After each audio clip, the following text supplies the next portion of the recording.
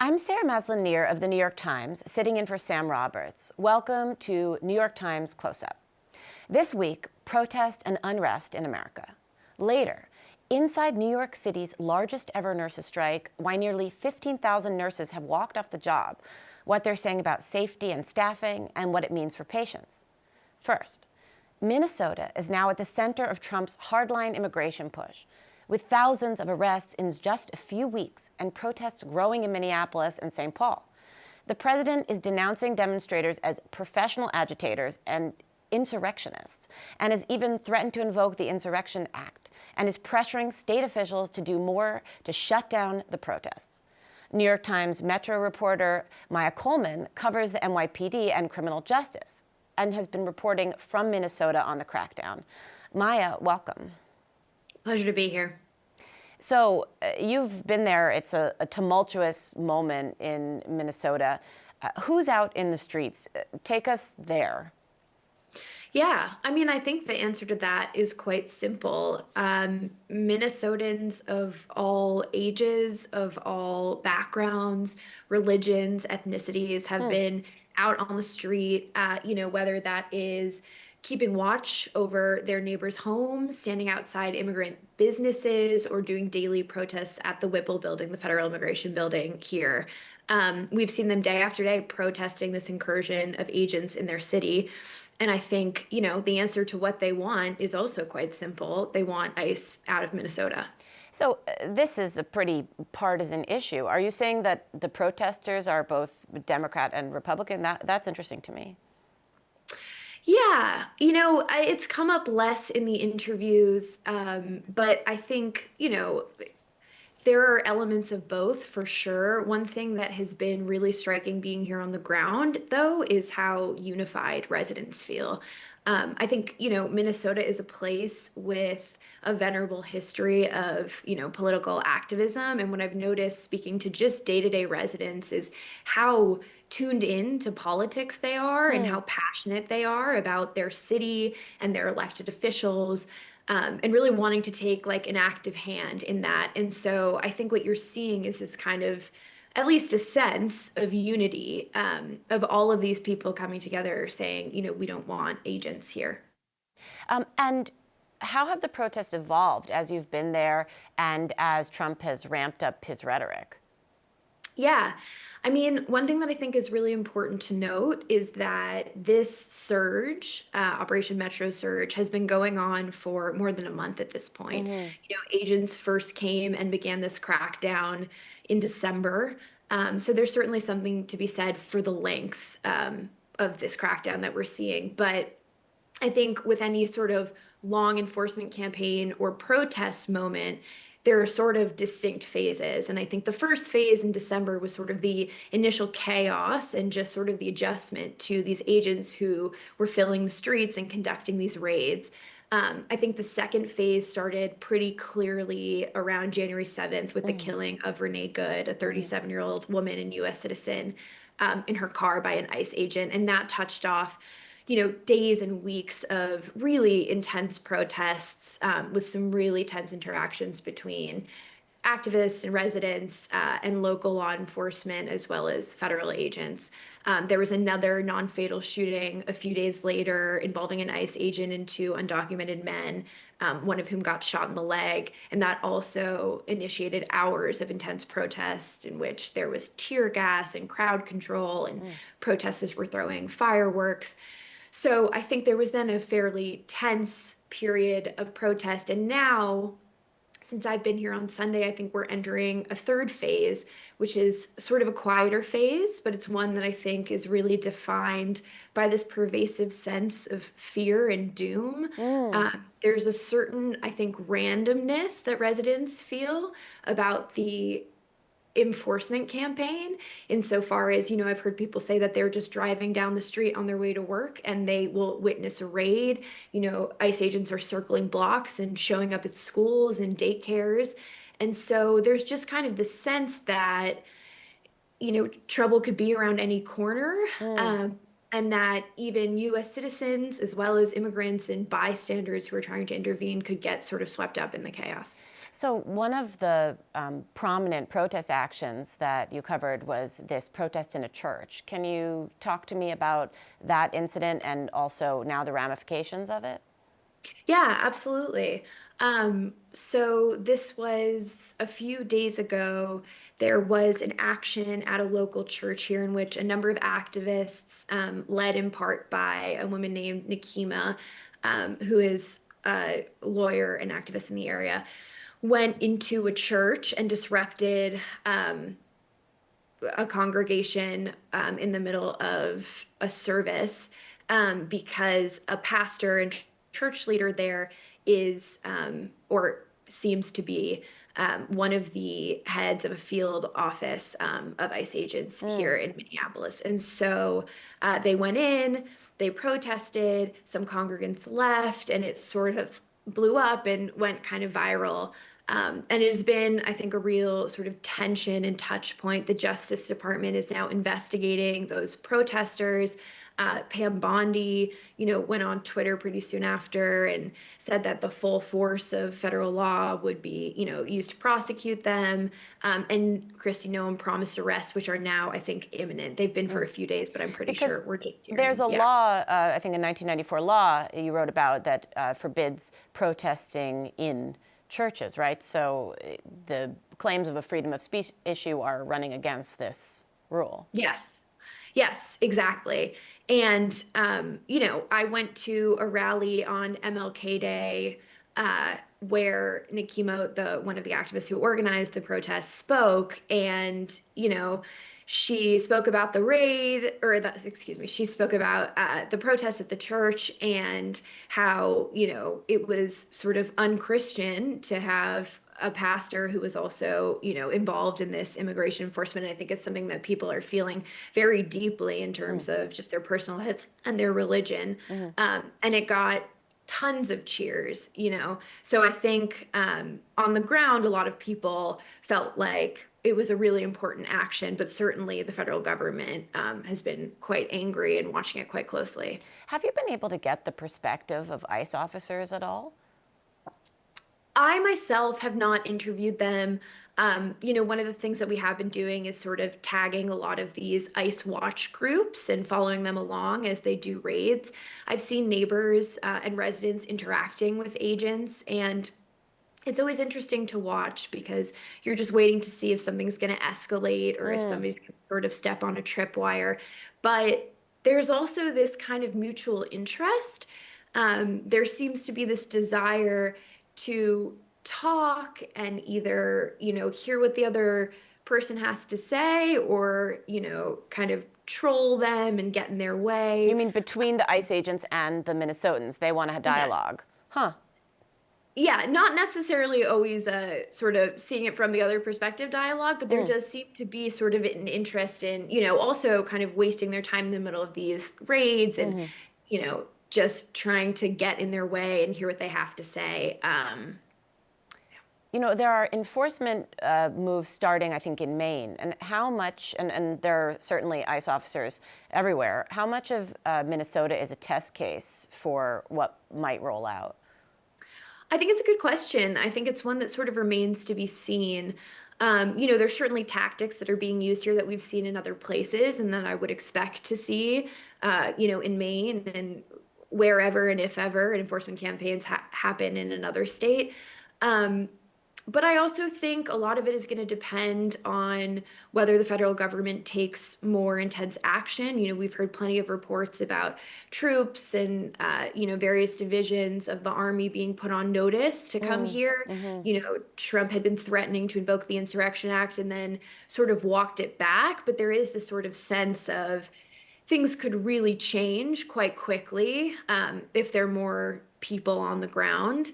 That said, I also think Minnesotans are a really specific and proud group of people who care, again, as I said, about, protesting and coming out in the streets. And so in some sense, it's also a very individual situation. So the mayor of Minneapolis has come out strongly on the side of the protesters, using expletives to say what ICE should do. And even the police chiefs, a bunch of them got together the other day and said they were being bothered by ICE, that their own officers. You cover the NYPD when you're back in New York. Can you talk about that, the police interactions happening with ICE?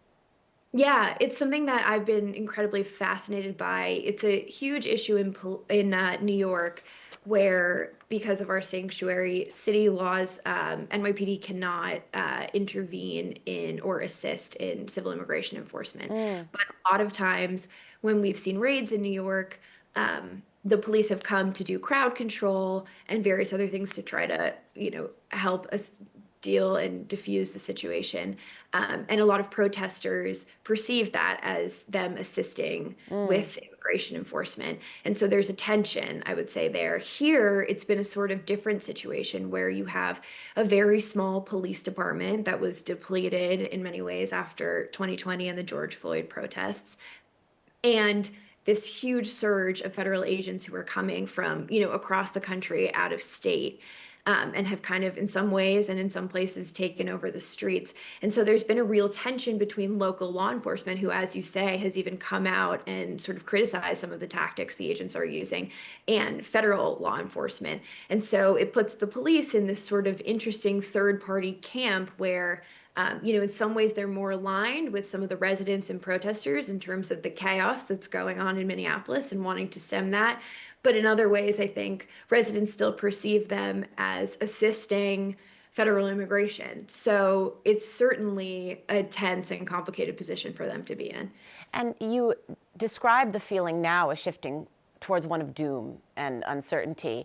As we're getting into, many weeks on, do you feel the protesters are hardening their resolve, or are they giving in? I think they are. I mean, I think from everyone I've spoken to, there's just a sense of, I think, a real call to action. They feel that they need to be out, they need to be speaking up. We've also seen tons of residents, people who are immigrants or who live in immigrant communities who are afraid to leave their homes. They're getting deliveries of food and supplies from their neighbors. But I think the people who do feel safe and comfortable to come out feel that it's incredibly important to continue doing so. I think, one moment that to me really encapsulated it coming here from New York, there's a general strike planned tomorrow. A lot of businesses are going to be closed. There'll certainly be a march. The temperature low is going to be -22. Wow. I have not heard of one person who seems to be deterred by that. So I think it just is sort of an indicator of, they're in it for the long haul.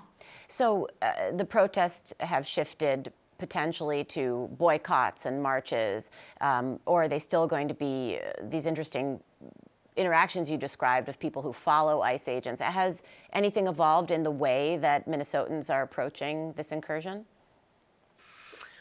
I think that there is something about, going on month to, weeks after protests that in some ways is like a little less maybe sort of cinematic than some of the earlier protests we've been seeing.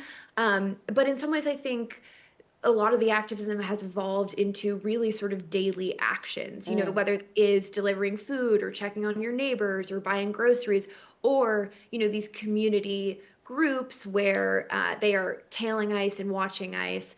I covered the detainment of a Hmong man who was wrongfully detained on Sunday. He's a U.S. citizen, and he was taken by agents from his home in a really striking image. He was wearing only his boxers and Crocs and a blanket in 12-degree weather. Wow.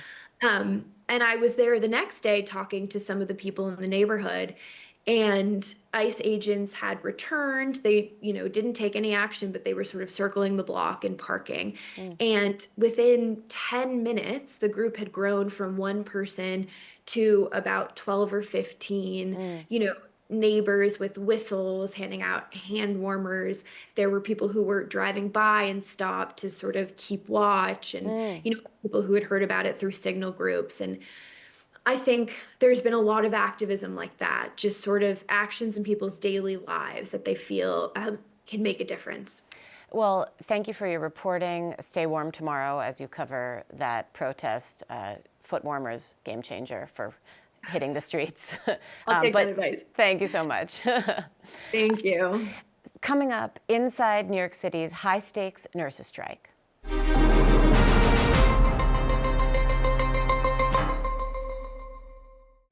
New York City is now in week 2 of the largest nurses' strike in its history, with nearly 15,000 nurses off the job at 3 major hospital systems after contract talks collapsed on January 12. Nurses say they're striking for safer staffing, better pay, to keep experienced nurses at the bedside, and stronger protection from growing workplace violence inside hospitals. Hospitals call the union's demands unrealistic, even as they pour millions into strike preparations, like high-paid travel nurses. Both sides now appear braced for a long standoff. New York Times reporter Samantha Latson, part of this year's Times Fellowship class, has been covering this from the picket lines and also tracking the negotiations. Welcome, Samantha. Thank you. So, how many nurses are off the job since January 12th? Yes. Wow. So there are about 15,000 nurses that are striking, as you said, with 3 medical systems. This is different from the strike that was in 2023 because that was about 7,000. So you have more hospitals and more nurses now. And is this crippling the ability for hospitals to provide care? So the hospitals said that they prepared by hiring travel nurses, and then also the New York State Department of Health said that they haven't had any diversions. The New York City Emergency Management also said they didn't have any major issues in light of the strike. So everything seems to be running smoothly. But how long can it last? And I want to understand, what are the main complaints these nurses have? Can you break it down for us? Yes, I would say there are 3 major concerns. I know there's pay, but as our mayor said, that it's not just about money. It's about maintaining their health insurance. It's about workplace safety. And then also safe staff ratios. Well, what's a safe staff ratio? That has to do with the amount of nurses that are caring for a patient. So you may have 1 nurse to 2 patients, but that can vary. There are situations where a patient may be aggressive, so you may need more nurses. So just making sure that there's a safe amount of nurses to patients, and that's usually determined by staffing committees and the Department of Health. So what is workplace violence for nurses? I mean, you think of cops can risk that and, jail security, but nurses experience workplace violence. Can you walk me through that? They do. I was not aware until I was covering the picket lines, and a nurse was just saying that she's been a nurse at Mount Sinai for over 20 years, and in her time, she's experienced being sexually assaulted, physically assaulted, beaten up, things like that. And she says that it's never really intentional. Sometimes a patient may not be in their right mind. They may be experiencing mental illness, or they just may be in pain. So they're reacting. And so nurses are going into situations trying to take care of people who may be aggressive, and then also are balancing dealing with intruders. This month and back in November, there was a hospital that a gunman was fatally shot outside the hospital. And then a hospital in Brooklyn experienced a patient who barricaded himself with a security and then another patient. And he had some type of weapon. Oh, wow. So nurses are dealing with situations like that, and the patient was threatening to to harm the staff. Wow. Yeah, I don't think of that when I think of nurses, but you're on the picket line speaking to these people and getting a totally different picture. So what did the hospitals say in response to this? Obviously, there's a standoff, and they're not buying the nurses' contention. What's the hospital perspective? So the hospitals are saying that the demands are unreasonable, not realistic. I spoke to Kenneth E. Rask, who is the president of the Greater New York Hospital Association, and he said that when it comes to workplace safety, the nurses are exaggerating, or they're not really telling the whole truth. He said that his organization intentionally reached out to the New York State Nurses Association and another union group to address workplace safety. And that work ended up leading to legislation that Governor Hochul ended up signing a bill that requires hospitals to implement initiatives to combat workplace violence. So the hospitals say they're doing the work. Correct. And the nurses say it's not enough at all. Exactly. Are there any stories that you've heard on the sort of front lines of this standoff that have really stood out? Yes, I would say at Mount Sinai, there was a nurse who spoke to me, and she said that she was leaving the hospital at the same time when a gunman was threatening to harm the hospital. Wow. So she was leaving the emergency department, and she didn't know what to do. She didn't know whether to go back into the hospital. She didn't know whether to leave or to go somewhere else for safety. And she said other nurses were just confused. So there was really no point of contact for the staff to know what to do. The only thing she said was that an officer told her just to go down the street, which if someone's threatening the hospital, you don't know you may run into them, you don't know what to do.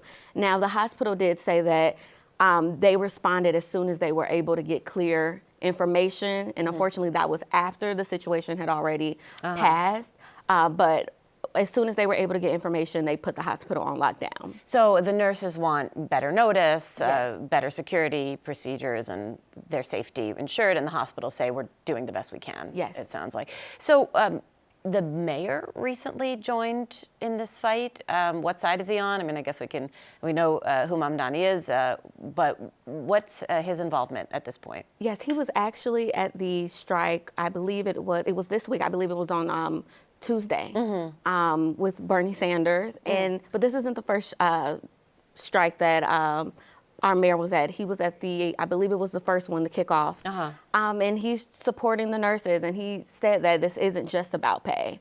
The nurses, they want to be valued. This is about their worth. And the New York State Nurses Association actually released a statement yesterday saying that the governor and the mayor have urged them both sides to get back to the negotiating table. So the hospitals are supposed to negotiate today, and if not today, maybe this week, and so hopefully they'll get somewhere. So that's what I want to talk to. Is there a path forward? I mean, have you seen any proposals? Have people talked about what would an end to this strike look like? I guess it will really just be meeting in the middle. The New York State Nurses Association said that they amended some of their demands. I did ask what demands that they were, but they weren't able to give me clear answers. But they said that they were still left with nothing. So it seems like it's a situation where a give and take and just some balance. So you covered this as part of the New York Times fellowship team, and you've been at the Washington Post, you've been working on murder cases in Chicago. Where does this fit in sort of the larger picture of, workplace burnout or frustrations that we're seeing across industries? You have a lot of different backgrounds. I don't know if that's a question you can answer, but are you seeing this as part of a larger picture? Well, I think burnout is something that we can all relate to, whether you're a journalist, whether you're a nurse. And I think the main thing is just having the support that you need. And what is going to happen for patients' health if this persists? I know you said that they have plans and they've spent a lot of money on, ranks of travel nurses that could swoop in, but is there a risk to patients? I really don't know. I'm not in the hospitals, but here's what I will say. There was a nurse at New York Presbyterian Columbia Hospital, and she said that nurses, we don't want to be out here. She said nurses were crying because they don't want to be on strike because they care for their patients and they're worried about their patients who can't leave the hospital. So that, maybe some are at risk, we don't know, but it just goes to show that the nurses do care if they were crying. And what's your next step in this story? Where is the coverage going? Or are you moving on to different stories as it seems like they're coming back to the table? I really want to lean more into this coverage, especially since we're in the second week, and during the initial strike in 2023, that wrapped up in 3 days. So this is new ground, and I'm just looking for different angles to cover the story, maybe talk to nurses who have chosen to leave the field, and also just see where this goes. Can you speak to the difference between why they were able to come to an agreement in 2023 and not now? Well, I actually asked the president of the New York State Nurses Association, what's different from then versus now? And she said, they were willing to negotiate. They were willing to meet and see our needs, whereas now there seems to be a bit more of a tug of war. And I imagine the hospital says the same, right, on the opposite side. Right, that they're being unreasonable now, so. Yeah. Having the mayor join them, has that changed the shape of their activities? I mean, the mayor is clearly on the picketers' side.